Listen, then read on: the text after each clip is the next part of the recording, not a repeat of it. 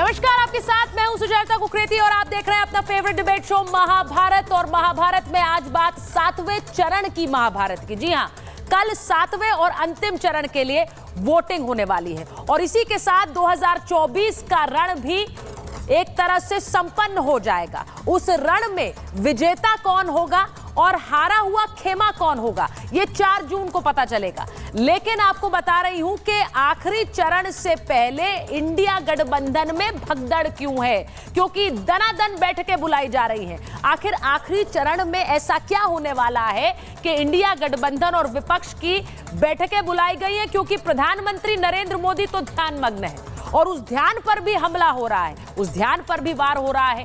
लेकिन इस ध्यान के बीच किसका ध्यान भटक गया है, आज चर्चा इस पर भी होगी, क्योंकि 7वें चरण में बड़े बड़े दिग्गजों की किस्मत दांव पर है और वहीं वाराणसी में वोटिंग होनी है, जहां प्रधानमंत्री नरेंद्र मोदी एक नया रिकॉर्ड बना सकते हैं बकौल बीजेपी। आज बात होगी, प्रधानमंत्री 400 ला रहे हैं या इंडिया गठबंधन के खेमे में जीत की लहर नजर आ रही है। पहले यह बयानबाजी देख लीजिए।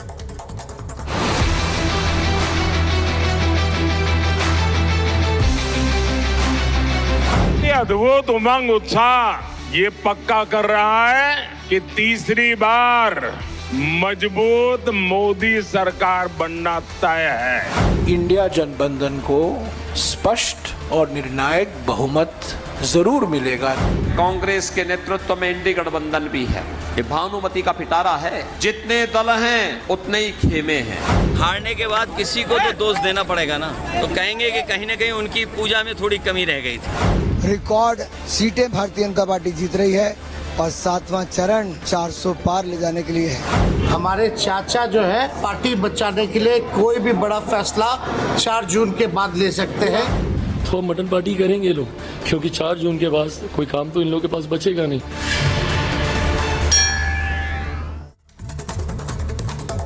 साधना से 400 की शक्ति मिल रही है बीजेपी और एनडीए को। क्या? क्योंकि कल जब वोटिंग होगी, आखिरी चरण की वोटिंग होगी, तो उसमें सबसे हाई प्रोफाइल सीट वाराणसी है, क्योंकि वहां से प्रधानमंत्री नरेंद्र मोदी तीसरी बार चुनाव लड़ रहे हैं। वाराणसी से प्रधानमंत्री मोदी की हैट्रिक तय मानी जा रही है, न सिर्फ एनडीए में बल्कि विपक्षी खेमा भी।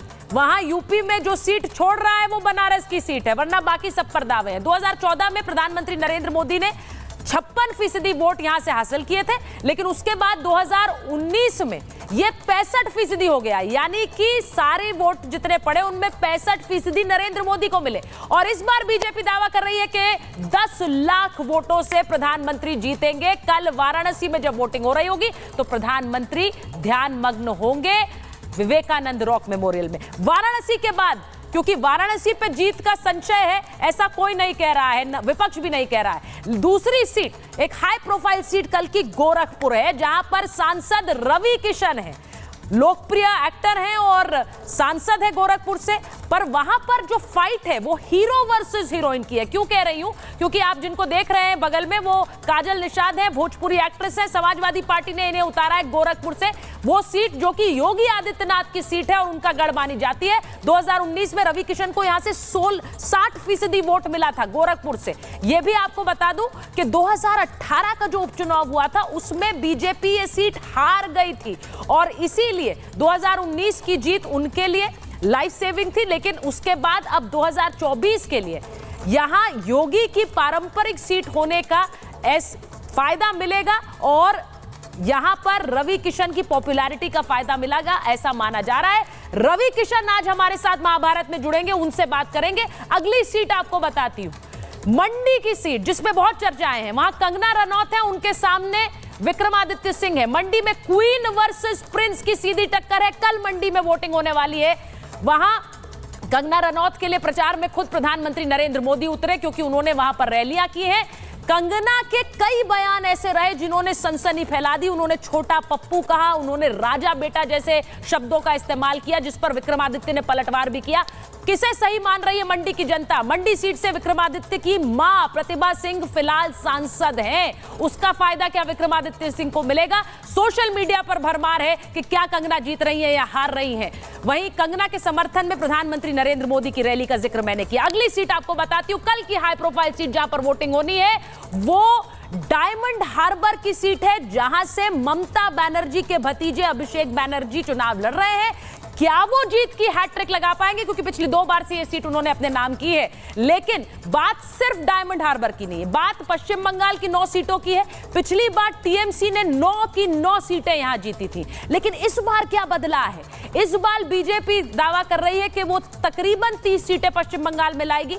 बंगाल में स्वामी विवेकानंद का क्या प्रभाव है ये बताने की जरूरत नहीं है। और इस वक्त नरेंद्र मोदी कहां है? वो विवेकानंद रॉक मेमोरियल में है। तो क्या प्रधानमंत्री की साधना का असर पश्चिम बंगाल की 9 सीटों पर पड़ेगा? और क्या इसी वजह से ममता बनर्जी डरी हुई हैं और मोदी की साधना पर अटैक कर रही है? सवाल आज है। एक और हाई प्रोफाइल सीट, जिसके बाद आपको पूरी तस्वीर दिखाऊंगी कल के चुनावों की। रामकृपाल यादव क्या यहां हैट्रिक लगा पाएंगे? पाटलिपुत्र की यह सीट है जहां पर सामने लालू यादव की बेटी मीसा भारती है, और मीसा भारती 2 बार चुनाव हार चुकी हैं रामकृपाल यादव से। तीसरी बार फिर से यहां पर वो चुनाव लड़ रही है, क्योंकि यहां पर जो 4 लाख यादव वोटर हैं वो महत्वपूर्ण है, और लालू यादव के परिवार को लगता है इस बार मीसा भारती के खेमे में आ सकते हैं।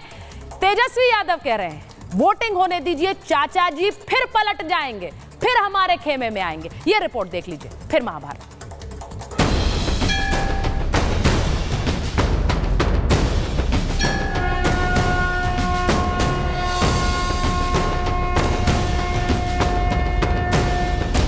जून को होने वाली आखिरी चरण के मतदान से पहले प्रधानमंत्री नरेंद्र मोदी साधना में लीन है। कन्याकुमारी के विवेकानंद रॉक मेमोरियल में मोदी की साधना से बीजेपी की जीत का रास्ता भी खुल गया है। जहां एक तरफ बनारस में बीजेपी मोदी की जीत के सारे रिकॉर्ड तोड़ने के लिए तैयार है, वहीं बंगाल में मोदी की साधना से 9 की 9 सीटें जो पिछली बार टीएमसी के खाते में गई थी, वहां भी सेंध लगाने को तैयार है। विवेकानंद रॉक मेमोरियल में मोदी साधना कर रहे हैं। बंगाल में स्वामी विवेकानंद का काफी प्रभाव है, और शायद यही वजह है कि ममता बनर्जी डरी हुई है। हमें लोकसभा के अंदर भारी बहुमत पिछले चुनाव में मिला था। इस बार पूरे हिंदुस्तान में द बेस्ट परफॉर्मिंग स्टेट कोई होगा तो पश्चिम बंगाल होने वाला है। भारतीय जनता पार्टी को सर्वाधिक सफलता पश्चिम बंगाल में मिल रही है। पीएम मोदी की साधना से जहां एक तरफ बीजेपी में उत्साह का माहौल है, तो वहीं दूसरी तरफ इंडी गठबंधन का किला हिला हुआ है। यही वजह है कि इंडी के नेता पीएम मोदी की तपस्या को पब्लिसिटी स्टंट बता रहे हैं। दुनिया में 4 जून को भारत एक नया कीर्तिमान भी स्थापित करेगा, जब आपके आशीर्वाद से मोदी जी लगातार तीसरी बार प्रधानमंत्री बनेंगे। लगातार देश की जनता सब समझती है आपके स्टंट को। शूटिंग कराना है, शूटिंग कराएंगे और आ जाएंगे। और 4 को ओके बाय बाय। 1 जून को 8 राज्यों की 57 सीटों पर वोट डाले जाएंगे, जिसमें यूपी की 13, पंजाब की 13, बिहार की 8, पश्चिम बंगाल की 9, उड़ीसा की 6, हिमाचल की 4, झारखंड की 3 और चंडीगढ़ की 1 सीट शामिल है। आखिरी चरण में इंडी गठबंधन कोई भी कोर कसर नहीं छोड़ना चाहता। विपक्ष में भी वोटिंग से पहले बैठकों का दौर शुरू हो गया है। कांग्रेस ने आज शाम 6 बजे बैठक बुलाई है, तो वहीं आरजेडी ने रात 8 बजे पटना में बैठक की जानकारी दी है। इस चुनाव में कांग्रेस के नेतृत्व में इंडी गठबंधन भी है। ये भानुमति का पिटारा है, ये केवल इनका मुखौटा है गठबंधन। सच्चाई तो इनकी ये है, जब ये स्वयं एक नहीं हो सकते हैं तो देश को क्या एकजुट कर पाएंगे। उधर बीजेपी ने मतदान के बाद कल रात 9 बजे पार्टी पदाधिकारियों की बैठक बुला ली है। इस बैठक में बीजेपी अपने आगे की रणनीति पर काम करेगी। बहरहाल अब देखना होगा कि आखिरी चरण की 57 सीटों में से बीजेपी कितनी सीटें अपने खाते में ला पाती है। सवाल यह भी कि क्या मोदी की साधना से 400 प्लस की शक्ति मिलेगी। Bureau report, Republic Bharat. और मेरे साथ जो मेहमान जुड़ रहे हैं महाभारत में परिचय करा देती हूँ। बीजेपी के राष्ट्रीय प्रवक्ता प्रेम शुक्ला जी हमारे साथ जुड़ रहे हैं। हमारे साथ वरिष्ठ पत्रकार अनंत विजय जी जुड़ रहे हैं। सौरभ दुबे जी स्टूडियो में है, राजनीतिक विश्लेषक अजीज खान साहब राष्ट्रीय प्रवक्ता समाजवादी पार्टी, वरुण पुरोहित जी कांग्रेस के नेता हैं और एजिया यादव जी हैं प्रवक्ता आरजेडी की। बहुत बहुत स्वागत है आप सभी का। मैं शुरुआत सबसे पहले इस बात से कर लेती हूँ कि कल जो वोटिंग होनी है, आखिरी चरण की वोटिंग है और उससे पहले प्रेम शुक्ला जी 9 में से 9 सीटें पश्चिम बंगाल की। अच्छा, प्रेम शुक्ला जी तक मेरी आवाज नहीं जा रही है। मैं अनंत विजय जी के पास जा सकती हूँ, उनको मेरी आवाज आ रही है? ठीक है। अब मैं जरा एक बात बता दूं, अनंत विजय जी को आ रही है मेरी आवाज, तो अनंत जी मैं आपसे शुरुआत कर लेती हूं। एक बार मुझे ये बताइए आखिरी चरण का आपका असेसमेंट क्या है, क्योंकि 57 सीटें हैं और बड़ी इंटरेस्टिंग है 9 सीटें जो पश्चिम बंगाल से आती हैं। वो पिछली बार 9 की 9 ममता बनर्जी के खाते में गई थी, लेकिन इस बार आपको लग रहा है डेंट होगा वहां पर? देखिए सुचरिता जी, मुझे सबसे पहला डेंट जो पश्चिम बंगाल में लगता हुआ नजर आ रहा है वो जादवपुर लोकसभा सीट से लगता हुआ नजर आ रहा है, क्योंकि वहां पर सायनी घोष, अनिर्बान गांगुली और सीपीएम के उम्मीदवार हैं। और सीपीएम के उम्मीदवार ने पिछली बार उनको 3 लाख वोट मिले थे और 2 लाख 2.5 लाख से बीजेपी वहां हारी थी जब मिमी चक्रवर्ती वहां से जीती थी। तो मुझे लगता है कि ममता बनर्जी का गढ़ जरूर है ये मथुरापुर, डायमंड हार्बर, कलकत्ता, जादवपुर, ये सारे जो उनके गढ़ हैं। लेकिन इस बार गढ़ थोड़ा दरकता हुआ सा दिख रहा है, क्योंकि सीपीएम और ममता बनर्जी के अंदर खाने की जो बात होती थी वो बात इस बार थोड़ी सी दिखाई नहीं दे रही है। कार्यकर्ताओं में थोड़ा ममता बनर्जी की पार्टी को लेकर एक रोष है, और जिस प्रकार से ममता बनर्जी और अधीर रंजन चौधरी के बीच में कलकत्ता में वाक युद्ध चला, उससे भी एक भ्रम की स्थिति बनी है। तो कहीं अगर ऐसा होता है कि जादवपुर लोकसभा सीट पर सीपीएम के नाराज कार्यकर्ताओं ने भारतीय जनता पार्टी का अंदर से समर्थन कर दिया या वो न्यूट्रल हो गए, मैं थोड़ी दूर की कौड़ी ला रहा हूं लेकिन कौड़ी दिलचस्प है, तो वो अगर ऐसा होता है तो मुझे लगता है कि शायद वहां बीजेपी को एज मिल जाए। अनिर्बान गांगुली पिछले 3 महीने से बहुत परिश्रम कर रहे हैं वहां, और मुझे लगता है कि अगर कलकत्ता और आसपास के क्षेत्र में ममता बनर्जी का दुर्ग कहीं से ढहेगा तो वो वही सीट होगी जहां से पिछली बार मिमी चक्रवर्ती थी और इस बार एक और अभिनेत्री सायनी है। सायनी के बारे में एक और बात कि पिछले विधानसभा चुनाव वो हार चुकी हैं। तो मुझे लगता है कि कलकत्ता और आसपास जादवपुर से ही बीजेपी का रास्ता राइटर्स बिल्डिंग की तरफ बढ़ सकता है। अभी बहुत अर्ली है, लेकिन रास्ता जादवपुर से ही खुलेगा। अभी बहुत अर्ली है आपने कहा, लेकिन देखिए रास्ता तो खोलने की बात बीजेपी कर रही है और इस बार पश्चिम बंगाल बहुत इंटरेस्टिंग है सर, और उस पर नजरें भी सबकी बहुत ज्यादा बनी हुई है। मैं एक बार प्रेम शुक्ला जी के पास जाऊंगी, फिर अजीज खान साहब आपके पास आ रही हूँ। प्रेम शुक्ला जी जरा बता दीजिए, ममता बनर्जी को लग रहा है कि ध्यान साधना इसलिए की जा रही है क्योंकि पश्चिम बंगाल पर उसके असर से क्या डर लग रहा है उनको? स्वामी विवेकानंद का क्या प्रभाव है पश्चिम बंगाल में, कोलकाता में? ये किसी से छिपा हुआ नहीं है और प्रधानमंत्री जी वहां ध्यान लगा रहे हैं, तो ममता बनर्जी के डर के कारण है क्या? देखिए, प्रधानमंत्री आदरणीय नरेंद्र मोदी जी ने जिस तरह से ध्यान साधना करके, मौन व्रत करके भारत की उज्जवल आध्यात्मिक परंपरा का संवाहन किया है, जिस तरह से स्वामी विवेकानंद ने जिस जो है रॉक पर बैठकर उत्कृष्ट भारत का जो है प्रवास प्रारंभ किया और उत्कृष्ट भारत का नारा दिया, आज वहीं श्रेष्ठ भारत को शिखर पर पहुंचाने का संकल्प आदरणीय मोदी जी ले रहे हैं। और स्वाभाविक तौर पर स्वामी विवेकानंद का, नेताजी सुभाष चंद्र बोस का, अरविंदो घोष का, डॉक्टर श्यामा प्रसाद मुखर्जी का, इन सब का बंगाल पर बहुत व्यापक प्रभाव है। प्रधानमंत्री आदरणीय नरेंद्र मोदी जी जब 2 दिन पहले नेताजी सुभाष चंद्र बोस की प्रतिमा पर माल्यार्पण करके जब उन्होंने कोलकाता में रोड शो निकाला, तो उस रोड शो में जिस तरह से तमाम जो है उत्पीड़न के बावजूद ममता बनर्जी के प्रशासन ने हर संभव जो है उस रोड शो को विफल बनाने का प्रयास किया, लेकिन जिस तरह से बंगाल की जनता नरेंद्र मोदी जी को देखने के लिए, उनके रोड शो में सम्मिलित होने के लिए जिस उत्साह से आई, उस उत्साह को देखकर ममता बनर्जी की रूह निश्चित तौर पर कांप गई। इसी तरह से आदरणीय जगत प्रकाश नड्डा जी, भारतीय जनता पार्टी के राष्ट्रीय अध्यक्ष, उनके भी रोड शो में, इन दोनों रोड शो में स्वयं शामिल था और जिस तरह से बंगाल की जनता में उत्साह का आलम है, उस उत्साह को देखकर तृणमूल कांग्रेस पार्टी और उनकी मुखिया पूरी तरह से बौखलाई हुई है। संदेश खाली का बदला लेने के लिए बंगाल की जनता जो है आतुर है। जो शाहजहां शेख जैसे बलात्कारियों को जिस तरह से ममता बनर्जी ने जिस निर्ममता के साथ पीड़िताओं के साथ उनका व्यवहार रहा और जिस तरह की ममता उन्होंने बलात्कारियों के प्रति प्रदर्शित की है, उन सबको देखकर बंगाल का भद्रलोक इस बार जो है आदरणीय नरेंद्र मोदी जी के नेतृत्व में भारतीय जनता पार्टी को रिकॉर्ड जनादेश देने के लिए तत्पर है। और आपको आखिरी चरण में भी ये दिखाई देगा, पहले के 6 चरणों में भी जहां जहां भी मतदान हुए वहां भारतीय जनता पार्टी के पक्ष में प्रचंड मतदान हुआ है। आखिरी जो ये 8 सीटें जिनका आप जिक्र कर रही हैं आखिरी चरण में, यहाँ पर भी भारतीय जनता पार्टी के प्रत्याशियों के समर्थन में बंगाल की जनता हुंकार भर के मतदान कर रही है। देखिए, मैं बंगाल की भी बात कर रही हूँ, अजीज खान साहब यहाँ बैठे हुए हैं, यूपी की भी बात कर रही हूँ, यूपी की 13 सीटों पर कल वोटिंग है। लेकिन अजीज खान साहब, एक बड़ी इंटरेस्टिंग चीज ये है कि जितने भी सपा के कार्यकर्ताओं से या फिर प्रवक्ताओं से, आपके जैसे नेताओं से बात करते हैं, वो बनारस की सीट छोड़ रहे हैं। बाकी सब आप कहते हैं हमारी आ रही है, लेकिन एक बनारस की सीट छोड़ रहा है, मतलब 79 हमारी, बाकी एक आपने बीजेपी को दे दी यूपी में। ये आप लोगों का गणित है। मुझे ये बताइए, बनारस की सीट सीधे सिर्फ बनारस की नहीं है, प्रधानमंत्री नरेंद्र मोदी की वो सीट है 2 बार से और तीसरी बार वो चुनाव लड़ रहे हैं। आपको लगता है कल जब वोटिंग होगी तो सिर्फ बनारस पर वो प्रभाव डालेगी, बाकी की यूपी की सीटों पर प्रभाव नहीं डालेंगे?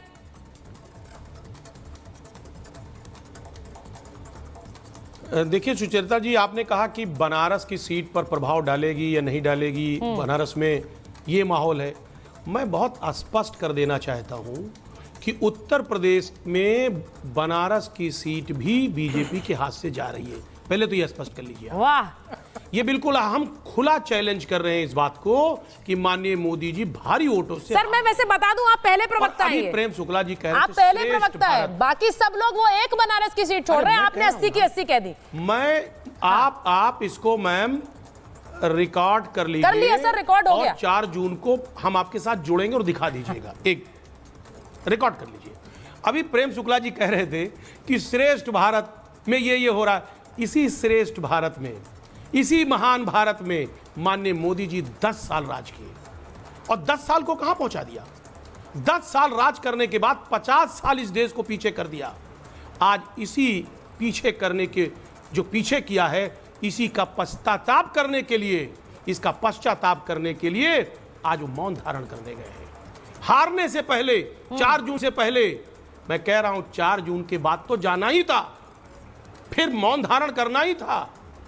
लेकिन 4 जून के पहले जो मौन धारण किया है, जिस तरह वहां पे साधना करने गए हैं, वो पश्चाताप है। क्योंकि देश को धोखा दिया। जो पेपर लीक हुआ 60 लाख युवा आज कहीं ना कहीं वो कह रहा है कि आपने मुझे धोखा दिया है, उसका पश्चाताप करने गए हैं। तमाम बड़े बड़े वायदे किए थे, दावे किए थे। किसान जो जिस तरह परेशान है 10 साल, उसको आपने वायदा किया था, उसको कुछ नहीं दिया, उसका पश्चाताप। तो मैं एक बात आपको बता दूं सुचेता जी कि उत्तर प्रदेश हो चाहे बांग्लादेश, चाहे बंगाल हो, मैं स्पष्ट कर देना चाहता हूं कि जो कल का चुनाव होने जा रहा है निर्णायक है। और बीजेपी सर आप जब बोल रहे हैं तो क्योंकि आमतौर पर हर शो में टीम होती है, यहाँ पर भी हमारी टीम है, वो कह रहे हैं कि जरा अजीज खान साहब से पूछिए कि शालिनी यादव जी कितने वोटों से हारी थी, वो शायद भूल गए हैं। आजकल क्या होता है, जब हम डिबेट करते हैं तो सब लोग बड़े इंटरेस्टेड रहते हैं कि जो दावे किए जा रहे हैं वो क्या है। तो ये सवाल मतलब मुझसे कहा गया कि मैम पूछिए इनसे। अब आप ये सोचिए कि वोटर और जो व्यक्ति देखता है टीवी, उसकी कितनी दिलचस्पी है इस बात में कि दावे जो किए जा रहे हैं वो रियलिटी के करीब है या उससे इतर है। अब ये सवाल आपसे पूछूं मैं, या फिर आप इस पर ये कहना चाहेंगे कि शालिनी यादव वाली बात पुरानी हो गई, अब आगे चल रहे हैं, चुनाव आ गए? मैं देना चाहूंगा। हाँ बोलिए। सुचेता जी मैं देना चाहूंगा। हाँ। मैं इतना कहना चाहूंगा, सुनिए मैम, कि तुम किनारे पे हो क्या जानो समंदर क्या है। तुम किनारे पे हो क्या जानो समंदर क्या है। डूबने वाले को गहराई नजर आती है, डूबने वाले को गहराई नजर आती है। एक बात आप जान लीजिए, ठीक है, जो उत्तर प्रदेश में खासतौर से काशी की स्थिति है, पूरे उत्तर प्रदेश की स्थिति को भी ले लें आप, जिस तरह हमारे नेता का सम्मान बढ़ा है, हाँ। जनता जिस तरह बिल्कुल पूरी तरह से मोहब्बत कर रही है, और मोदी जी ने धोखा दिया है। वो क्या काशी में धोखा नहीं हुआ? काशी में कहा था क्योटो बना देंगे, काशी के साथ बड़े बड़े वायदे किए थे, कहा था मां गंगा ने मुझे बुलाया है। देखिए आज देखिए क्या क्या हुआ, काशी के साथ क्या क्या धोखा हुआ। तो क्या काशी की जनता, देखिए जो 400 पार की बात हो रही है ना अजीज खान साहब, वो भी नरेंद्र मोदी की नेतृत्व के बल पर हो रही है। और नरेंद्र मोदी की वो सीट, बनारस की जो सीट है, उस पर तो कोई चर्चा ही नहीं हो रही है। आज मैं आपको सच बता रही हूं, पहली बार किसी पार्टी के प्रवक्ता ने यह बात बोली है कि वो तो सीट हार रहे हैं, वरना इस पर चर्चा ही नहीं होती है। बाकी सीटों पर हम चर्चा करते हैं। मैं एक बार जरा बता देती हूं कि हमारे साथ गोरखपुर, क्योंकि कल एक बड़ी हाई प्रोफाइल सीट गोरखपुर भी है, और गोरखपुर से हमारे साथ सांसद रवि किशन जुड़ रहे हैं। मैं एक बार जरा बता दूं, कल उनके सीट पर वोटिंग होनी है। लोकप्रिय अभिनेता हैं, अब सांसद हैं। और रवि किशन जी, बहुत बहुत स्वागत है आपका रिपब्लिक भारत पर। मैं आपसे पूछूंगी, यूपी में का हाल बा और देश में का हाल बा? थैंक यू सुचारिता जी। क्या हाल चल रहा है इस बार यूपी में, ये जरा हमारे दर्शकों को बताइए, क्योंकि सब यही पूछ रहे हैं। यूपी में बम बम बा, विकास के गंगा बहत बा, मोदी योगी जी के पूरा सच्चाई के सत्यता के खेल बा, और ओकरा अंदर राम मंदिर, प्रभु राम के आशीर्वाद बा, और विरोधियन के लोगन के जिंदगी झंड बा। ये लोग पूरा उत्तर प्रदेश के देश के लूट के बैठ गई ना, खा के बैठना। हम जाने चाहें कि इन लोगन के कौन बात के घमंड बा, किस बात का घमंड है, कह रहे हैं रवि किशन के इन लोगों को किस बात का घमंड है? अपने दर्शकों को बता दूं, क्योंकि सवाल दोनों तरफ से उठ रहे हैं। इस बार यूपी की 80 सीटें, रवि किशन जी, कहा जाता है जो जीत लेता है वही दिल्ली की कुर्सी पर राज करता है। हमने पिछली बार से देखा है, 14 में भी, 19 में। इस बार क्या आकलन है आपका यूपी को लेकर? 80 सीटें कितनी आ रही हैं आपके खेमे, कितनी ला रहे हैं आप लोग? एक आध सीट सुचारिता जी मुझे छटक जाएगी, एक आध, लेकिन मैं पूरे के पूरा विश्वास है कि 79 to 78 seat we are getting it very easily, because हम लोगों के काम, लाभार्थी की चीजें, मैं गांव की राजनीति, गोरखपुर अगल बगल के 12 जिलों को मैंने जितना मेरा आकलन है, every woman, every household, हर माँ बहन बेटी, एवरी यूथ मोदी जी को अपना नेता मानता है। क्योंकि मैं डायरेक्टली पूछता भी हूँ, आपको राहुल गांधी जी चाहिए as a prime minister, Stalin चाहिए, शरद पवार साहब चाहिए, लालू यादव चाहिए, अखिलेश यादव जी, उन लोग बोलते हैं नहीं। मैं उनको नाम भी बताता हूँ कि 26 लोगों का दल जो आया है, दल आया है, मैं उसमें से आपको बताऊंगा कि कौन प्राइम मिनिस्टर। तो लोग बोलते हैं, और थोड़ी देर पूछ लेता हूँ कि तो ही बतावा के चाहिए तोरा के चलाई 140 करोड़ का देश के, कौन चलाएगा, कौन आतंकवादियों को अपने घुटने पे टेक कर उनके छाती पर जूता रख सकता है? बताओ मुझे, कौन है जो पूरे विश्व में हर बड़े बड़े नेताओं को ये कहने पे मजबूर कर दे कि your boss, your the future, आप भारत अब अगला फ्यूचर है? वो यशस्वी प्रधानमंत्री नरेंद्र मोदी जी। आप प्रधानमंत्री जी का नाम लेते हैं, आप योगी आदित्यनाथ का नाम लेते हैं। योगी आदित्यनाथ और आपकी जो केमिस्ट्री है उसकी बड़ी चर्चाएं होती हैं, जो जुगलबंदी है उसकी बहुत चर्चाएं होती हैं। मैं पूछूंगी आपसे, ये आपका वोट है या योगी आदित्यनाथ का वोट है यूपी में, गोरखपुर की सीट? जब वोट यहाँ पर मोदी जी, योगी जी का, पूज्य महाराज जी का, मैं एक सेवक हूँ और मैं नेता नहीं बन सकता। मुझे लगता है मैं सेवक हूँ, मैं सेवा करने आया हूँ। मैं कलाकार के रूप में भी सेवा कर रहा था, सबके दुख हरता हूँ, सबको आनंद देता हूँ कई सालों से टीवी पर या पर्दे पर आके। यहाँ भी मैंने वही, तो मैं कंफ्यूज नहीं हूँ जरा। यहाँ पर ये मंदिर की, मठ की सीट है, परंपरागत जो चली आ रही है, मुझे उसकी सेवा करनी है। तो कहीं पर कोई सपने, फालतू के सपने ही रप्ट नहीं होते, क्योंकि मैं दुनिया की सारी शोहरत दौलत देख के आया हूँ। मुझे ऐसी कोई चीज नहीं जो पगला सकती है, मुझे अट्रैक्ट करो। ओ दीवाना सारे महादेव अपने को सारे डमरू बजा चुके हैं मेरी जिंदगी में। मैं सब डमरू उमरू पूरा नगाड़ा नाच वाच के पूरा तांडव करके यहाँ आया हूँ। तो अब यहाँ पे सेवा कर रहा हूँ। खुशी मिलती है को माँ बोलती है कि मेरे बच्चे की जिंदगी बच गई, आपने अस्पताल दिया। आपने रविकिशन जी, आपने क्योंकि बात की मठ की और आपने बात की प्रधानमंत्री नरेंद्र मोदी की, एक तरफ ध्यान में लीन है इस वक्त प्रधानमंत्री नरेंद्र मोदी, और जहां वो ध्यान में लीन है, हाँ, वो जहां पर लीन है कन्याकुमारी में, उस पर बहुत सारे सवाल उठ रहे हैं, उस पर बहुत सारे वार हो रहे हैं। क्यों हो रहे हैं? क्यों इतना अटैक है उस ध्यान पर? हिंदू विरोधी है ये, हिंदू विरोधी तो रहे पूरे जीवन, ये राम विरोधी रहे, मंदिर विरोधी रहे, सनातन विरोधी रहे। हिंदुओं को देखना कौन चाहता था? ये वही विरोधी हैं जो विरोध कर रहे हैं। हिंदू नाम से इन लोगों को मिर्गी के झटके आते हैं। भगवा ये कलर इसलिए पहन लेता है, ऐसा देखते ही लोग कोमा में चलो, ऐसा ऊपर से उछल उछल के 3 फीट नीचे गिरते हैं। जैसे मैं कंधे पे डालता हूँ या मैं तिलक लगाता हूँ, पगला जाते हैं, या हाथ में ये देख लेते हैं तो वैसे मिर्गी के झटके आने लगते हैं, क्योंकि उनके अंदर प्रेत है, उनके अंदर पिशाच आत्माएं हैं। तो वो सब लोग हमको पा लेते हैं तो एकदम फिर एकदम आत्मा, बुरी आत्मा हमको देखेगा तो पगलाएगा ही ना। अब वो प्रधानमंत्री को ऐसे देखेगा तो सारे भूत पिशाच तो नाचेंगे ही ना। ये सब बुरी आत्माएं हैं, सब भूत पिशाच है, सब शैतान लोग। ये सब बुरी आत्माएं हैं आप कह रहे हैं। रविकिशन जी, बहुत बहुत धन्यवाद। मुझे पता है कि आप व्यस्त हैं और कल क्योंकि आपकी सीट पर वोटिंग भी होनी है, सिर्फ यहाँ पर चर्चा यही हो रही है कि इस बार 400 पार या फिर इंडिया गठबंधन की सरकार, जैसा कि दावा कर रहा है विपक्ष। बहुत बहुत धन्यवाद आपका।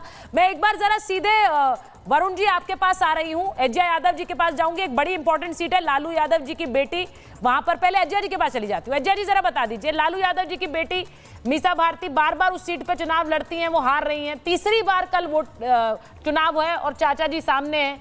अब मुझे ये बताइए कि उस सीट पर जो समीकरण है, ऐसा क्या है कि आपको लगता है आखिरकार वो सीट जीत जाएंगे? 2 बार से तो वो हार रही। सुचरिता जी, इस बार निश्चित रूप से मीसा भारती जी जीत रही है। पिछले बार भी अगर वो हारी थी तो एक बहुत छोटी सी मार्जिन से वो हारी थी, और इस बार जिस तरह से वोटर्स में उत्सुकता है, जिस तरह से लोग बढ़ बढ़ के आ रहे हैं, और जिस तरह से राजद का मैनिफेस्टो है, बिजली bill 200 unit free, gas cylinder का प्राइस के बारे में चर्चा हो रही है, जिस तरह से महंगाई को कंट्रोल और रोज़गारी देने की बात हो रही है, जनता खुद आगे बढ़ बढ़ करके आ रही है। और इस बार मीसा भारती सिर्फ जीतेंगे ही नहीं, बहुत बड़ी मार्जिन से जीतेंगे। पिछली बार हल्की सी चूक हो गई, पिछले बार भी वो जीत जाती, जीतते जीतते वो रह गई, और इस बार तो वो लाखों की मार्जिन से जीत करके आने वाली है। मैं आप ये कह रही हैं, मैं एक बार प्रेम शुक्ला जी से एक टिप्पणी ले रही हूं। प्रेम शुक्ला जी, बड़ा इंटरेस्टिंग है मीसा भारती वर्सेस रामकृपाल यादव, लेकिन वहां तेजस्वी यादव जो कह रहे हैं वो ज्यादा इंटरेस्टिंग है। वो कह रहे हैं 4 तारीख को चाचा जी फिर पलट जाएंगे, 4 तारीख को फिर पलटेंगे चाचा जी। आप समझ रहे हैं क्या कहना चाह रहे हैं? देखिए, तेजस्वी को सपने देखने से कौन रोक सकता है? अब नवरात्रि में मछली खाने वाला सपने तो देख ही सकता है, और उनकी जो दशा है कि जवानी में ही उन पर जिस तरह से बुढ़ापा छा गया है, वो जान रहे हैं कि हार भयंकर होनी है, और उस दारुण पराभव के पहले जो कुछ उनको बोल वचन देना है वो बोल वचन दे लें। हमारे मुंबई की भाषा में कहा जाता है कि बोल वचन देने के लिए हर कोई आज़ाद है, तो बोल वचन दे रहे हैं वो। और उसके बाद जो है, आपको ध्यान ही होगा कि 2019 में कैसे खाता भी नहीं खुला था। इस बार भी उनके खाता खुलने के ही जो है किसी को विश्वास नहीं है, लेकिन कुछ बातें करने थे, कौन मटन पार्टी वगैरह करते रहे अपना भी। इसके बाद जो है, अब वो मटन की रेसिपी जो है राहुल गांधी को बुला, क्योंकि दोनों फुर्सत में हो जाएंगे। बस इतना ही है कि श्रीमान तेजस्वी यादव जो गरीबों की रोजगार देने के नाम पे ज़मीनें उन्होंने कब्जाई, उनमें वो जेल उनकी प्रतीक्षा में है। और एक बार जब जेल जाएंगे तेजस्वी, और जब उनको कन्विक्शन हो जाएगा, तो बेचारे चुनाव भी नहीं लड़ पाएंगे। तो तेजस्वी यादव जी को इस बात की चिंता करनी चाहिए कि उनके परिवार में कोई जो है चुनाव लड़ने की पात्रता को प्राप्त रहेगा। ये सारे लोग जो हैं वो जब कन्विक्शंस हो जाए, जैसे लालू जी चुनाव नहीं लड़ सकते क्योंकि वो चारा चोरी के मामले में 5 मामलों में कन्विक्ट हो गए। तो सजा याफ्ता अध्यक्ष की पार्टी के परिवार का कोई व्यक्ति जो है लोकतांत्रिक संवैधानिक भारत में जो है चुनाव लड़ने की पात्रता को भी प्राप्त रहेगा क्या? ये उनके लिए बड़ा प्रश्न है। बात प्रेम शुक्ला जी आप कह रहे हैं, देखिए बिहार भी, मैं किस राज्य को कहूं कि इंटरेस्टिंग नहीं है। उत्तर प्रदेश जैसा हमने कहा, वहां से जिसकी सीटें आएंगी वहां सरकार बनती है। वहीं दूसरी तरफ बिहार में तेजस्वी यादव ताल ठोके हुए हैं कि इस बार पूरा चक्र घूम जाएगा। पश्चिम बंगाल में सबसे इंटरेस्टिंग फाइट है। मैं एक बार बड़ी खबर बता दूं, बैठकें जिनका मैं जिक्र कर रही थी, 7वें चरण से पहले कांग्रेस ने अपनी एक बैठक बुलाई है और इंडिया की बैठक से पहले यह बैठक बुलाई गई। थोड़ी देर में कांग्रेस नेताओं की यह बैठक होगी। कल इंडिया गठबंधन की बैठक होने वाली है 1 जून को। आपको याद होगा कि कल 7वें चरण और फाइनल चरण की वोटिंग के बाद विपक्ष की भी एक बैठक बुलाई गई, उससे पहले कांग्रेस ने अपनी बैठक बुलाई है। अब ये एक इंटरनल सर्वे, वरुण पुरोहित जी, एक इंटरनल सर्वे आया है कांग्रेस का, कहा जा रहा है उसमें उन्होंने आंकलन कर लिया हमें कितनी सीटें मिल रही हैं। यूपी में बहुत ज्यादा नहीं है क्योंकि 17 ही सीटों पर लड़ रहे हैं, लेकिन एक इंटरनल सर्वे के माध्यम से क्या लग रहा है भाई यूपी में, क्योंकि इस बार जो भी होगा उससे सब नेताओं का भविष्य भी तय होगा, खासकर आपके नेता का। सुचारिता जी, सब नेताओं को नहीं, देश का भविष्य तय होगा। नेताओं तो मनुष्य आते जाते रहेंगे, देश का भविष्य सुरक्षित रहना चाहिए, स्वयं संविधान सुरक्षित रहना चाहिए, देश के आम आदमी के अधिकार, ह्यूमन राइट्स सुरक्षित रहने चाहिए। ये साधना करने से राइट्स थोड़ी रह जाएंगे। हमने साधक को नहीं चुना था, साधना वो कर सकता है जो सबसे पहले शुद्धि करे। शुद्धि पहला जो सूत्र होता है वो अनिवार्यता जो होती है साधक की, वो शुद्धि होती है। शुद्धि शाब्दिक आचरण की नहीं है, पहले तो वो करें, उसके बाद देखें। साधक आप लोग हो, साधक बॉर्डर पे जो सिपाही है वो है 55 डिग्री में बैठे। साधक जो किसान हमको इस गर्मी में पोषण दे रहे हैं, गेहूं काट रहे हैं, सब्जी ला रहे हैं, वो साधक हैं जो देश में पेट भर रहे हैं सबका। आपको मैंने इसलिए कहा, हो सकता है मीडिया से कोई चिढ़ता हो कोई नहीं चिढ़ता हो, आप लोग 50-55 डिग्री में घूम रहे हो लोकतंत्र के पैरवी के रूप में, इसलिए मैंने आपको साधक कहा। जो बात आप कह रहे हो मेरे नेता की कहा 10 साल से तो कोई दिक्कत आई नहीं रही, और हो जाएगी। लेकिन मोदी जी ने जो देश के साथ किया है वो फल जो प्राप्त इनको होगा इस साधना का, वो 4 तारीख को देखने को मिलेगा। हाँ, मैं फिर कह रहा हूँ, अजीज खान जी हो सकता है मेरी बात को सहमत नहीं हो, गुस्सा भी आ सकता है, मैं उनको क्षमा मांगता हूँ। लेकिन अगर जो है हमारा इंडिया अलायंस सड़क पे आके लड़ता, अभी जैसे रवन्ना का केस आया था, दिल्ली में देते धरना, बंद कर देते, दिल्ली जाम करो दिल्ली, वो नहीं कर रहे, धरने नहीं दे रहे, प्रदर्शन नहीं कर रहे, साल भर से इतने मुद्दे आए। ये क्या सरेंडर की भाषा है क्या Varun Purohit ji? Is this surrender? जी, ये सरेंडर है क्या? नहीं, सरेंडर नहीं, मैंने कहा 4 अजीज खान साहब से माफी मांग लीजिए, पहले बता दीजिए सरेंडर है क्या ये? नहीं, कोई सरेंडर नहीं है। राजस्थान में इनकी उल्टा पुल्टी हो रही है मेरे राज्य में। आमतौर पर क्या होता है, एग्जिट पोल आता है या रिजल्ट आता है तो फिर ठीकरा फोड़ने का अभियान शुरू होता है। यहाँ पर तो आपने पहले ही शुरू कर दिया, इसलिए पूछ रही हूँ ये सरेंडर है क्या? नहीं, सीटें ज्यादा आती, मैं शुरू से कह रहा हूँ, सीटें जो आती विपक्ष की वो ज्यादा सीटें आती। अगर ये सड़कों पे आ जाते तो मोदी जी की खुद की जमानत जब्त होती। सबसे पहली बात आप जो बनारस की कर रहे थे, लेकिन सड़कों पे आना चाहिए था साल भर से। सर, बनारस को लेकर आपको लग रहा है कि कोई फाइट है, उस पर सवाल है? देखिए, अजीज खान साहब ने यहाँ पे उठाया है सवाल, लेकिन मैं आपसे पूछ रही हूँ, एक बार अनंत विजय जी से पूछ लूँ, सौरभ दुबे जी के पास आ जाती हूँ। सौरभ दुबे जी, एक बार बताइए जरा जल्दी से, क्या बनारस को लेकर वो बार बार कह रहे हैं, बनारस को लेकर कोई फाइट है क्या?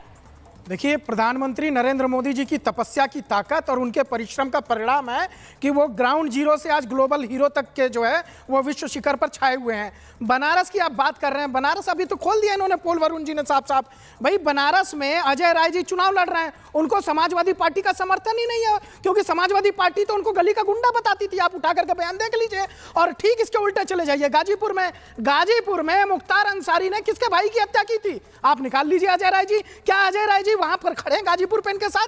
और क्या कांग्रेस में जो है, कांग्रेस के साथ बनारस में ये लोग खड़े हैं? बिल्कुल नहीं खड़े हैं। और जहां तक लालू यादव जी की बात कर रहे हैं आरजेडी की, उन्होंने तो स्पष्ट कर दिया है कि हम भैया मीट मांस मछली मुस्लिम जो 3M का छतरी है उसके नीचे वो बैठे हुए हैं, वो मुस्लिम वोट की बात कर रहे हैं, वो सारे वोटों की तो बात ही नहीं कर रहे हैं। इसलिए वरुण जी ने अभी जो पोल खोली आपके सामने, ये साफ बात है कि इंडिया अलायंस कोई अलायंस है ही नहीं। और जिस प्रकार से कांग्रेस कल अपनी अलग बैठक कर रही है, शाम को ये लोग अलग बैठक करेंगे, ये साफ दर्शाता है कि जिस बनारस की आप बात कर रहे हैं, पहले तो इनके सारे नेता, मैंने खुद बयान सुना है, ये क्वेटो करके ताना मारते थे कि वो सीट हम नहीं जीतेंगे। आज उल्टा ये कह रहे हैं कि हम बनारस जीतेंगे। अरे भैया, आप बनारस कैसे जीतोगे?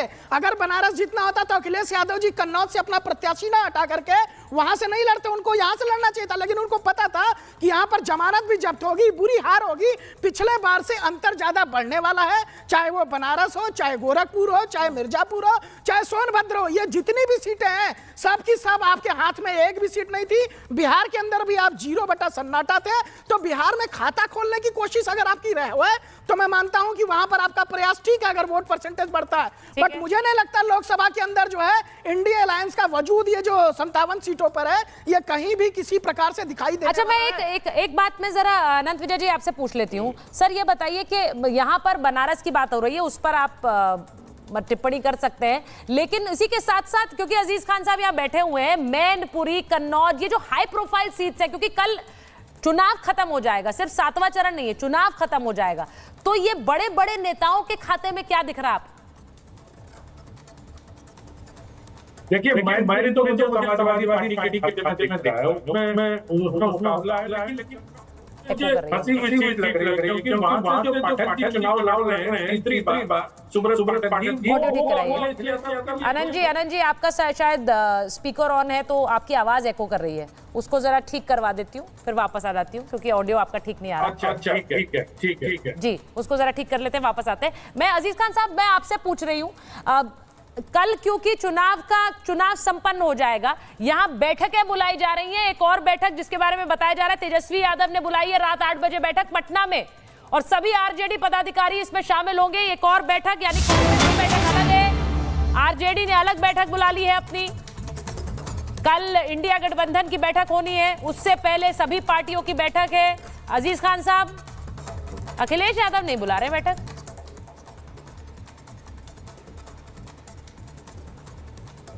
देखिए सुचरिता जी, एक बात जानिए कि इंडिया गठबंधन पूरी तरह से आश्वस्त है कि 4 तारीख को इंडिया गठबंधन की सरकार बनने जा रही है, बिल्कुल स्पष्ट हो चुका है। ये बीजेपी के नेताओं को भी पता है, उनके प्रवक्ताओं को भी पता है, और वो पता नहीं इधर उधर की बातें करके आपका भी टाइम खराब कर रहे हैं, देश का टाइम भी खराब कर रहे हैं। मैं कह रहा हूं स्पष्ट है, ये चुनाव इस बार तो बहुत आईने की तरह साफ है, इसमें बहुत बहस करने की आवश्यकता नहीं है।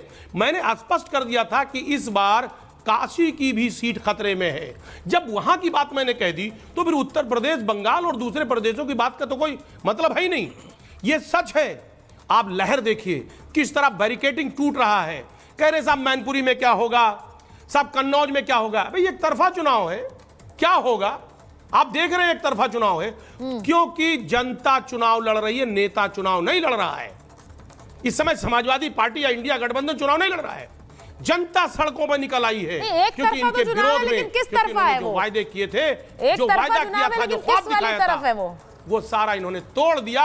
जनता ठगा महसूस कर रही है अपने आप को। आप ये कह रहे हैं एक तरफा चुनाव है, आप कह रहे हैं लहर है, ये जनता लड़ रही है। प्रेम शुक्ला जी, ये एक तरफा चुनाव की बात इंडिया गठबंधन बार बार उनके बड़े बड़े नेता क्यों कर रहे हैं? ऐसा क्या हुआ है चुनाव के दौरान कि इनको लग रहा है कि नरेंद्र मोदी जा रहे हैं और हमारी सरकार बन रही? ये चुनाव सचमुच एक तरफा है, लेकिन वो नरेंद्र मोदी जी के समर्थन में है। जब ये बुआ और बबुआ का गठबंधन होने के बावजूद बबुआ जो है बुआ के चरणों में शरण चले गए, उसके बाद भी इनकी सीटों की संख्या 5 नहीं पार की। इस बार जो चुनाव के दौरान बबुआ जो है वो रिश्तेदारी और परिवार के बाहर कहीं प्रचार करने के लिए भी ठीक से नहीं निकले। किसी भी सीट पर उनको जो है कहीं कोई विश्वास ही नहीं है।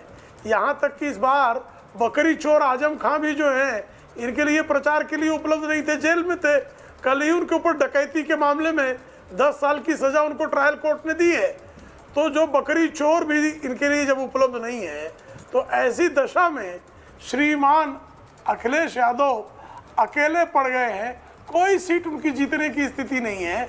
इसलिए जो है कम से कम 4 जून की दोपहर तक गाल बजाने का तो उनके पास अवसर है ना, तो गाल बजा ले वो। बाकी हर कोई जानता है कि आदरणीय नरेंद्र मोदी जी के नेतृत्व में राष्ट्रीय जनतांत्रिक गठबंधन 4 जून 2024 को परिणामों में 400 पार कर रहा है, और इंडी अलायंस जो है 4 जून 2024 की देर शाम तक बुरी तरह बिखर जाएगा। और उस बिखराव का लक्षण आप अभी से देख रही हैं। सुश्री ममता बनर्जी कह रही कि मैं इंडी अलायंस की बैठक में नहीं आऊंगी। आप देख ही रही हैं केजरीवाल को पंजाब के कांग्रेस के नेता किस तरह से अपमानित कर रहे हैं, ये आपने बारंबार बयानों के माध्यम से सुना होगा।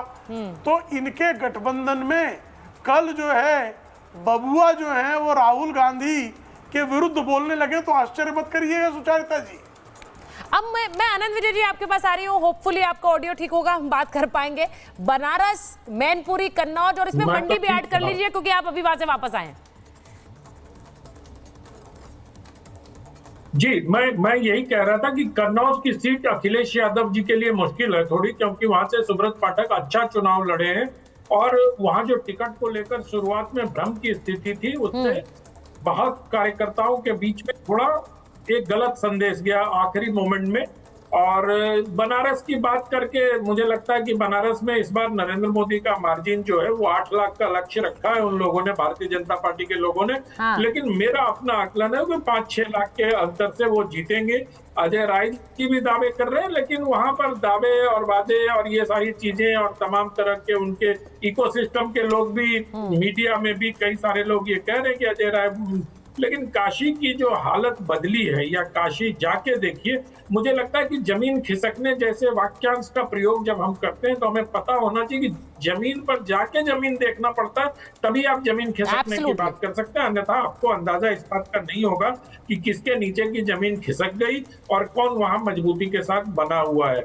तो मुझे लगता है कि जैसे इसी में मैं एक, सुचरिता जी, एक और जोड़ देता हूँ। अभी मैं 2 दिन से हिमाचल में घूम रहा था और हिमाचल प्रदेश में भी, अगर आप आने वाली हो उस पर तो मैं ना बोलूं, अगर आपकी अनुमति हो तो नहीं, मंडी पर बोलिए ना प्लीज सर, मैंने तो कहा आपसे मंडी पर बोलिए।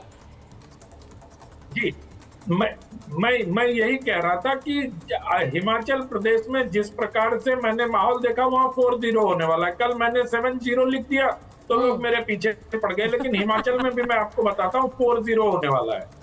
4-0 इसलिए होने वाला है कि वहां एक नरेंद्र मोदी का अलग ही वोट बैंक तैयार हुआ है, जिसको बहुत सारे लोग पहचानने में भूल कर जा रहे हैं। अगर नरेंद्र मोदी की राजनीति को आप ट्रेडिशनल और पारंपरिक तरीके से समझने का प्रयास करेंगी तो आप सही निर्णय पे नहीं पहुंच पाएंगी। अब क्या हो रहा है देखिए, अब इतने सारे लोगों में हम, ये पूरा पैनल है, ये पैनल जो है मोस्ट काफी लोग हैं, सब ज्यादातर मैन इसमें बैठे हुए हैं। तो उसमें क्या होता है कि महिलाओं की जो आकांक्षाएं होती हैं, उनकी जो एस्पिरेशंस होते हैं, वो खुल के सामने नहीं आ पाते हैं मीडिया में। तो आप जब जाइएगा उनके बीच, जब उनसे बातें करिएगा, तो नरेंद्र मोदी को लेकर उनके अंदर जो एक स्नेह दिखाई देता है। क्योंकि महिलाओं को क्या चाहिए? सुरक्षा। सबसे बड़ी चीज जो महिलाओं को चाहिए भारत के गांवों में, भारत के अन्य जगहों पर, वो महिलाओं को चाहिए सुरक्षा, शारीरिक सुरक्षा, यौनिक सुरक्षा। वो नरेंद्र मोदी की सरकार ने पिछले 10 वर्षों में महिलाओं को प्रदान किया है। दूसरी क्या चाहिए उनको? दूसरी चाहिए घर, उनको घर मिले। तो मुझे लगता है कि जो ये MY का एक नया समीकरण नरेंद्र मोदी ने तैयार किया है, महिला एंड यूथ, वो समीकरण वो भापना पड़ेगा लोगों को और उसी के आधार पर बात होगी। और एक, चूंकि आरजेडी की प्रवक्ता बैठी है, इसलिए मुझे पाटलिपुत्र सीट पर भी एक टिप्पणी करनी है। पाटलिपुत्र सीट में 6 विधानसभा है, उसमें मनेर, दानापुर, विक्रम, पाली और ये 4-5-6 हैं। इसमें जो बाद के 3 है, जिसमें विक्रम है, पालीगंज है और मनेर है, इसको लेके अगर आप देखें तो वहां आरजेडी के वोटर्स नहीं है। तो इस बार पाटलिपुत्र, और पिछली बार भी दोनों के वोट में लगभग 7-8% का अंतर था, दोनों के वोट बड़े थे, राम कृपाल यादव के भी बड़े थे और मीसा भारती के भी बड़े थे। तो मुझे लगता है कि पाटलिपुत्र सीट पर इस बार फिर से चचा जो है अपनी भतीजी से ज्यादा वोट प्राप्त करेंगे, क्योंकि उसकी जो डेमोग्राफी है, वहां जिस प्रकार से जातिगत समीकरण है। रंजन यादव जरूर जीते थे, लेकिन रंजन यादव जी JDU से जीते थे, ये भी ध्यान रखने वाली बात होगी। और रंजन यादव इन दिनों आरजेडी में आ गए। रंजन यादव, देखिए, हम लोग आमतौर पर बंगाल की बात करते हैं, हम लोग बात करते हैं दिल्ली की, लेकिन बिहार बहुत इंपॉर्टेंट स्टेट है इस नजर से, क्योंकि पिछली बार वहां पर जिस तरह एक स्वीप किया था एनडीए ने, उस लिहाज से बिहार को वो उसी तरह से स्वीप करना चाहेंगे। अगर बिहार में अगर डेंट पड़ता है, जया जी, आप लोग क्या उम्मीद करें? थोड़ा आंकड़े बता दीजिए, मेरे पास समय बहुत कम है। आपको लग रहा है बिहार में आपके आंकड़े क्या होंगे? सिर्फ कल की सीटों पर नहीं बोलिए, 40 सीटों पर। ठीक, बिल्कुल सुचरिता जी, इस बार जिस तरह से जनता आ रही है, जिस तरह से तेजस्वी जी के मैनिफेस्टो सामने है, और जिस तरह से बीजेपी सिर्फ जुमलेबाजी में रह करके फंस गई है, इस बार बिहार में इंडिया ब्लॉक की 40 सीट पे 40 सीटें आ रही हैं। चलिए, ये बड़ी अच्छी बात है। वहां पर 80 आ रही हैं, यूपी में जो अजीज खान साहब कह रहे हैं, आप कह रही 40 सीटें आ रही हैं, यानी 120 तो आपकी यहीं पर हो गई मैम। तो इसके साथ साथ मतलब बहुत ज्यादा आपको नहीं चलना पड़ेगा सरकार बनाने के लिए, ये आपका गणित कह रहा है, लेकिन कल एग्जिट पोल होगा और रिपब्लिक भारत पर एक एक सीट का विश्लेषण भी होगा, उस पर भी नजर रखेंगे। लेकिन एग्जिट पोल क्या कहता है, असल नतीजे 4 जून को आएंगे। बहुत बहुत धन्यवाद आप सबका महाभारत में जुड़ने।